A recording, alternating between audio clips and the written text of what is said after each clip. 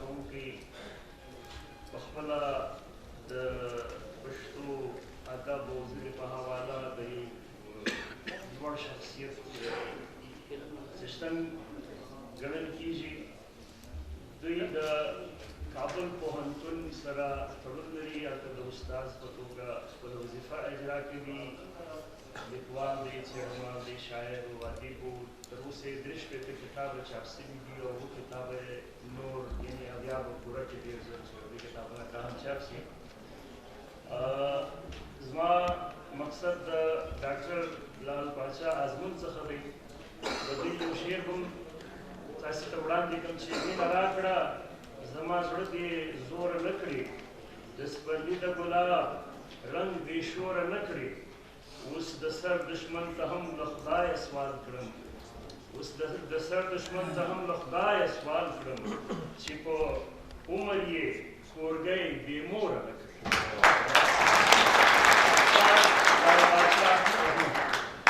بسم الله الرحمن الرحیم. د دغې درنې غونډې د درنو برخوالو په اجازه زما د لیکنې نوم دی په افغانستان کې د پښتنو تعلیمي ستونزې. خان د واکمنۍ له مهاله راپیلېږي. د دغه امیر د واکمنۍ پر مهال یو ملکي او یو نظامي مکتب جوړ شو. په پوهنیز ډګر کې تر څو کلن ځنډ وروسته یو ځل بیا د پوهنې زنګ وکړنګېد. دا نو د امیر حبیب الله خان د واکمنۍ مهال و. همدا مهال د ښوونې او روزنې په برخه کې یو عصري مهال ګڼلی شو. د ده د واکمنۍ پر مهال د حبیبي ښوونځی پر 1903 رامنځته شو. لومړنی درملین هم د همدغه پاچا د واکمنۍ پر مهال په کابل کې جوړ شو. همداسې دغه بهیر راغځېږي، حربي او حرفوي مکتبونه رامنځته کېږي. همدغه بهیر لرې پروت نورستان چې غرنی ولایت دی غځېږي. د غازي امان الله خان د واکمنۍ پر مهال د پوهنې ډګر نور هم تودېږي. د ټول هېواد په کچه د 322 مدرسو او مکتبونو دروازې د زده کوونکو پر مخ پرانیستل کېږي. د پوهنې ډګر په عصري ګاڼه ښکلی کېږي. د هلکانو د ښوونځیو تر څنګ د همدغه پاچا د واکمنۍ پر مهال د نجونو مکتبونه هم رامنځته کېږي. د دغه پاچا تر واکمنۍ وروسته په هېواد کې دننه کورنی اړودوړ او کړکېچ د پوهنې زنځیر شلوي. خو کله چې شهید نادر خان د واکمنۍ پر ګدۍ کیني نو د پوهنې ډګر ته یو ځل بیا د دولت پام اړوي او خلک ورجذبوي. پر 1411 لمریز کال طب پوهنځی رامنځته کېږي. پر 1425 د کابل پوهنتون دروازه پرانیستل کېږي. دا نو داسې مهال دی چې په ولس کې پوهنیزه کچه ټیټه ده. ولس د پوهنې ډګر ته هڅول شوی نه دی. لا یې هم شعور او ذهنیت د پوهنې او زده کړې د خوږو برخمن شوی نه دی.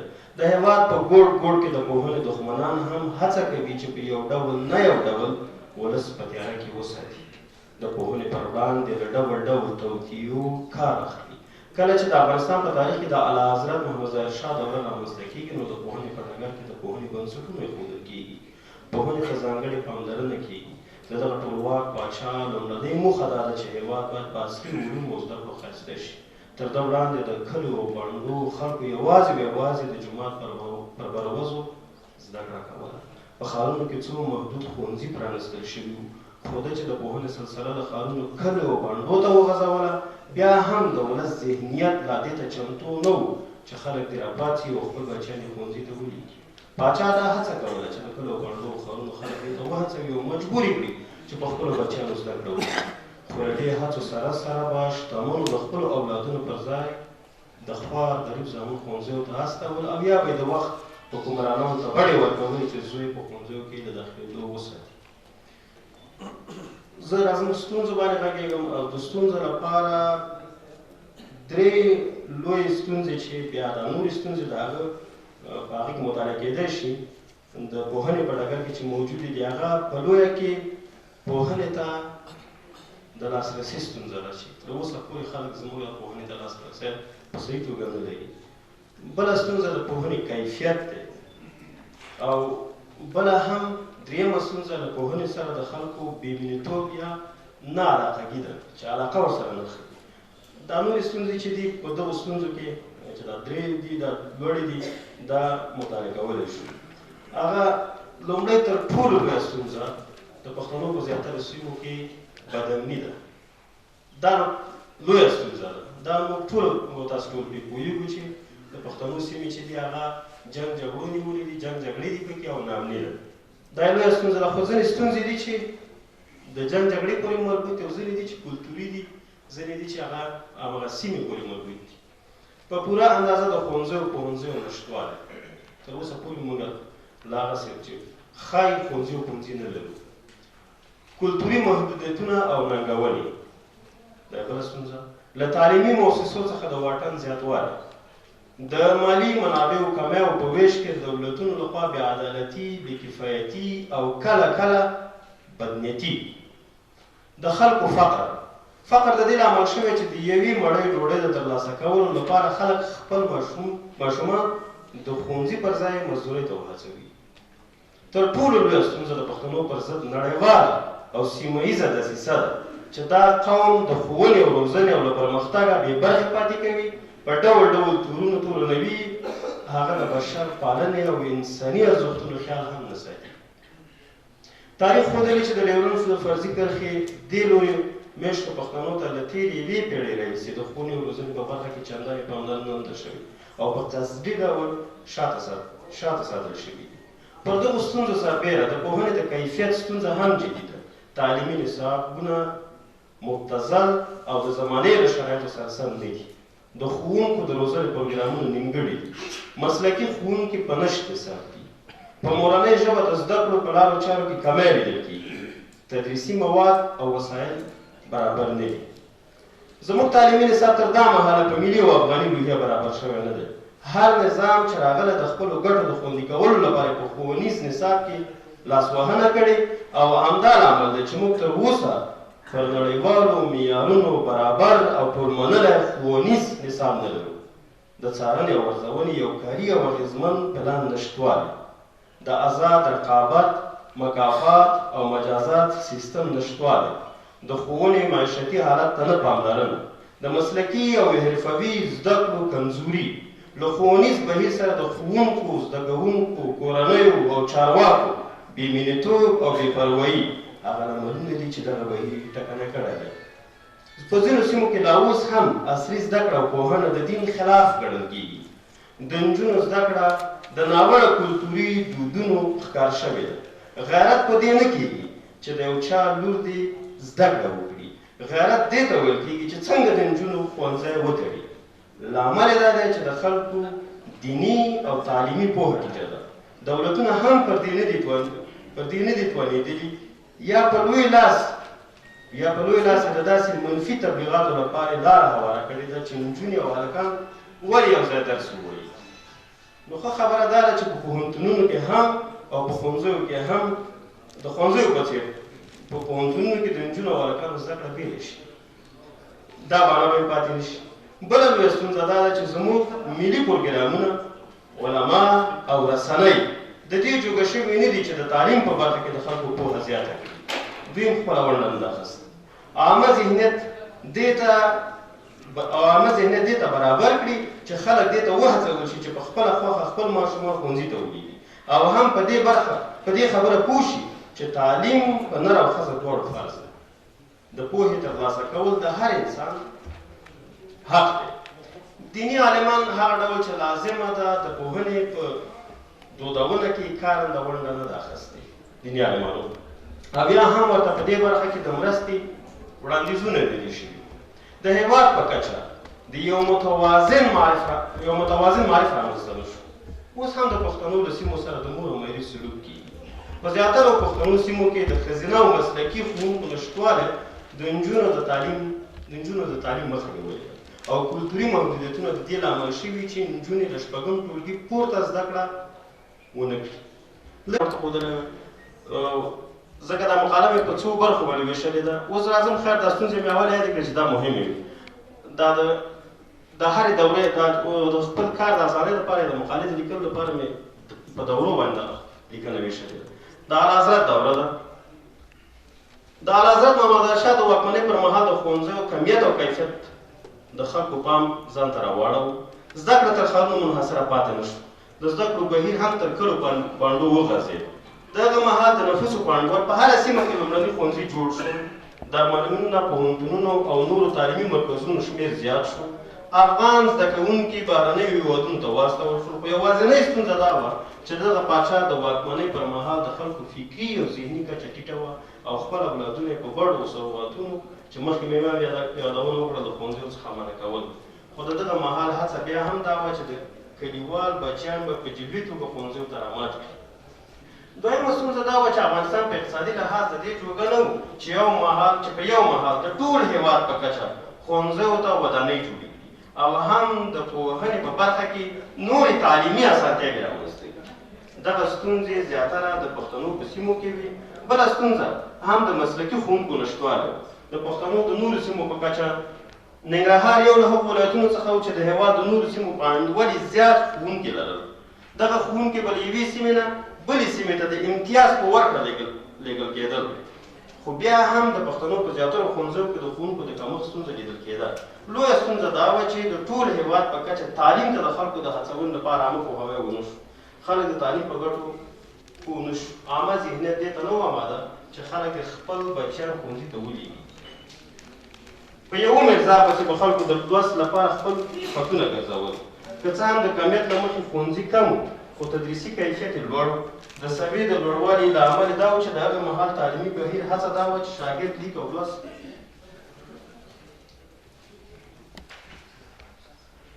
وکولی شي. ما ته چا کیسه کوله دا د بچیانو د نه لیږلو په برخه کې. وایي یو سرمعلم کور ته لاړم منی و هلته دا مني کې بیا دا یو سمستر یا دوره ختمېږي چې ګورم هلته پسونه دي ډېر زیات پسونه. ما ورته ویل سرمعلم صاحب پسونه څه دي دلته خو باید زده کوونکي وي. ویل دا خو هغه پسونه دي چې دا خانانو مونږ ته راوړي بچیان یې په کور کې نه ولي او دا بدل کې مونږ ته پسه رالیږلی چې بس دا واخله او بچي سره مې کار مه لره. نو هغه بچیان نن دا پسونه اخلي زما ښکار پرې کېږي. د لیک په برخه کې خطاطي دي یو ځانګړی مضمون هغه وخت کې چې د همدې خطاطۍ له لارې شاګرد ته الفبا ورزده کېده، ژبه یې زده کوله. بله دا چې هغه مهال د محاورې سیستم هم ژوندی و. شاګرد ته به د ژبې او لیک د زده کړې لپاره لومړی خط ښودل کېده. شاګرد یې محاسب روزه چې د هغه مهال یو محاسب د ټکنالوژۍ د ننني مهال د یو ښه بانکدار او ماهر په کچه پوهه درلوده. نو وړاندیزونه شته بیا به هغه وروسته څرګند کړو. د پښتنو د تعلیمي ستونزو پر وړاندې یوه لویه ستونزه هم کلتوري ننګونې دي او پر پوهنه د خلکو بې باوري. د دغه مهال د تعلیم پر وړاندې یوه بله ستونزه دا وه چې د پښتنو زیاتره سیمې له عسکرۍ او مکتبه بې برخې وې. له شینوال رانیولې تر سپین بولدک همداسې زابل، پکتیکا، خوست، پکتیا او همدارنګه د ډیورنډ کرښې ته څیرمه نورې پښتني سیمې د مالیې، مکتب او په عسکرۍ مکلفې نه وي. دا دغو سیمو ته یو ډول امتیاز ګڼل کېده. خو همدې امتیاز له دې سیمو نه رڼایي اخیستې وه. هغه مهال د پښتنو په سیمو کې دغه ستونزې عامې ستونزې وي. خو زیاتره هغه سیمې له زده کړې څخه بې برخې وې چې هغوی نه ښوونکي لرل او نه یې په حکومتي برخه کې مامورین. د شهید داود خان د واکمنۍ مهال په دغه مهال د پوهنې ډګر پراختیا مومي. د ښوونځیو شمېر زیاتېږي. په پوهنتونونو کې نوي پوهنځي رامنځته کېږي. د پوهنې ډګر ته یو ځانګړې پاملرنه کېږي. خو د ده د واکمنۍ موده هم لنډه وي. بیا هم د ده د واکمنۍ پر مهال د کلو بڼډو ښوونځیو ته ځانګړې پاملرنه کېږي. عامه ذهنیت دې ته یو څه برابرېږي د تېر په پرتله چې خلک د تعلیم ډګر ته مخه کړي.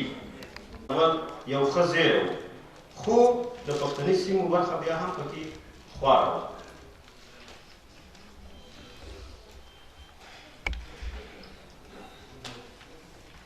دا خبره تاسو چاته وجود نه کوي. هیڅ بهیر یوه ګټه دا وه چې پر دغه مهال د زده کوونکي د لوست، ویل، لیکل او اورېدلو مهارتونو ته پاملرنه وشوه. خو د واکمنۍ د نسکورېدو له امله دغه بهیر بیا هم کلو بڼډو ته ونه رسېده چې زیات شمېر پښتانه زده کوونکي ترې برخمن شوي وای. اوس بله څپه راځي چې له 1450 نه تر 1401 پورې په دغه مرحله کې د تعلیم پر وړاندې لویه ستونزه د امنیت او ګډوډي وه، یا د امنیت نشتون یا بې امني وه. کلي او بانډې ورو ورو تر امنیتي ګواښونو لاندې راغلل. له مرکزي ادارې سره یې اړیکې شلېږي. بېرحمانه بمباریو، جنګ جګړو د دغه هېواد تعلیمي بهیر ټکنی کړ. دغو ستونزو ښوونځي پر کنډواله بدل کړل. تورې تختې وسوځولې، د ماشوم له لاسه یې قلم او کتاب واخیست. امنیتي ستونزې دومره رازیاتې شوې چې په زیاترو پښتني کلو او بانډو کې ښوونځي خو پرېږده چې ان د جوماتونو پر دروازو هم د زده کوونکو بهیر ودرېد. جوماتونه شهیدان شول، خلک له هېواده وکوچېدل. د مهاجرت په دیار کې هم د تعلیم پر وړاندې ډول ډول ستونزې پرتې وې. افغان بچي څو کاله د زده کړې له خواږه نعمته بې برخې پاتې شول. په هېواد کې دننه چې کله کلي او بانډې سور تنور وګرځېدې، په ښارونو باندې هم د خلکو لښکرې راماتې شوې. ټولګي ډک شول. په ټولګیو کې د زده کوونکو د شمېر زیاتوالي د پوهنې کیفیت تت کړ. د زیات شمېر کلو او بانډو ماشومان ښوونځي ته له تګه بې برخې شول. په کلیوالو سیمو کې هغه ښوونځي چې څه ناڅه ودانۍ لرلې هغه پر پوځي پوستو واوښتل. له 1901 نه تر 1901 پورې په دغه خوا او شا 10 کلنه موده کې په لومړیو 5 کلونو کې په هېواد کې مرکزي اداره له منځه لاړه. کورنیو جګړو له یوې سیمې نه بلې سیمې ته خلک اواره کړل. د هېواد په مرکز کې زیاتره ښوونځي په تېره د خوشحال خان او رحمان بابا لیسې چې د پښتنو یوازینۍ لیسې وې، هغه هم په کنډواله بدلې شوې.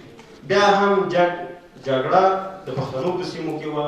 یوازینی ځای د افغانستان ختیځه برخه وه چې د ارام ساه یې اخیستله، خو دلته فقر او غربت او بېروزګاري دومره زوروره وه چې خلک یې د تعلیم نه د مزدورۍ خواته ډېر راکاږل. یو شمېر خیریه مؤسسو بیا هم کار کوو.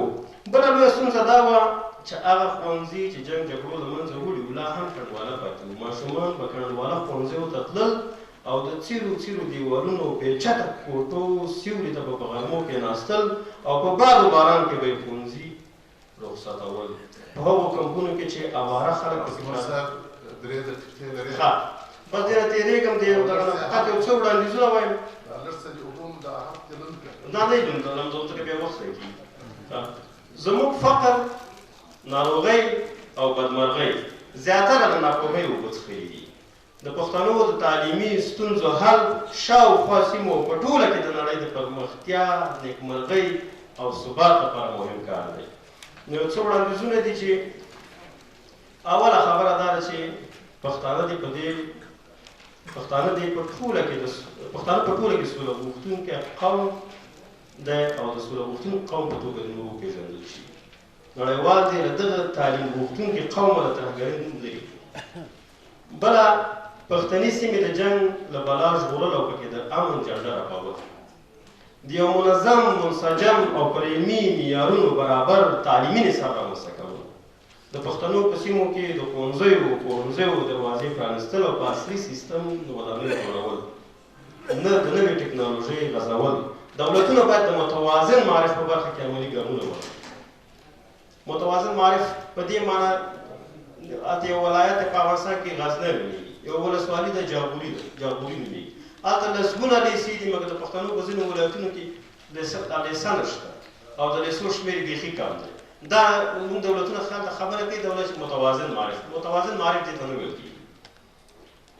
پښتانه باید د هغو کلتوري محدودیتونو ناوړه خواو لاس واخلي چې هغه د تعلیم پر وړاندې ستونزې رامنځته کوي.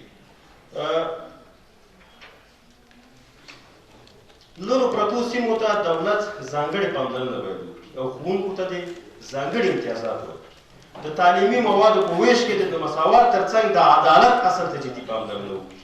ولسونه دې پر دولتونو له معقولو لارو فشار راوړي چې د دوی د بچیانو په تعلیمي او تربیتي حقونو معاملې ونه کړي. د ښوونځیو سوځولو پر وړاندې دې د دولتونو، ولسونو او مدني ټولنو لارې پراخ پروګرامونه جوړ او عملي شي. د نجونو د تعلیم په برخه کې دې هم ځانګړې پاملرنه وشي. د ناامنو سیمو لپاره دې تر هغو چې امن پکې راځي په مرکز او هغو سیمو کې چې امن دی او څه ناڅه امن دی هلته دې ورته د زده کړې امکانات برابر شي. په مورنۍ ژبه د زده کړو لپاره د ملي، اسلامي او بشري حقونو د اسنادو په رڼا کې له وړکتونه تر پوهنتونه پورې کار د زده کوونکو یو بشري حق ګڼل او هغوی ته لومړیتوب ورکول. وبالله التوفیق.